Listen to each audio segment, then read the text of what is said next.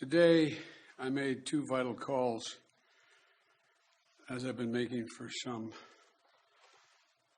months now. Two vital calls that on the situation in Russia and Ukraine. The first was to a bipartisan group of members of Congress who are currently representing the United States, along with Vice President Harris at the Munich Security Conference.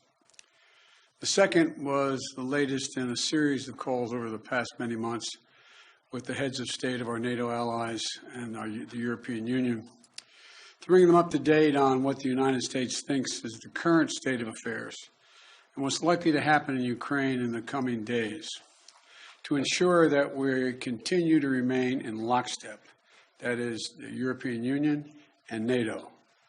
Despite Russia's efforts to divide us at home and abroad, I can affirm that has not happened. The overwhelming message of on both calls was one of unity, determination, and resolve.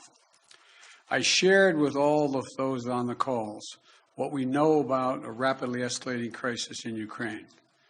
Over the last few days, we've seen reports of a major uptick in violations of the ceasefire by Russian-backed fighters attempting to provoke Ukraine in the Donbass. For example, a shelling of a Ukrainian kindergarten yesterday, which Russia has falsely asserted was carried out by Ukraine.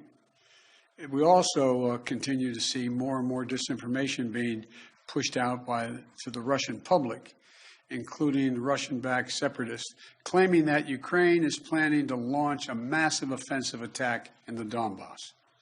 Well, look, there is simply no evidence of these assertions, and it defies basic logic to believe the Ukrainians would choose this moment with well over 150,000 troops arrayed on its borders to escalate a year-long conflict.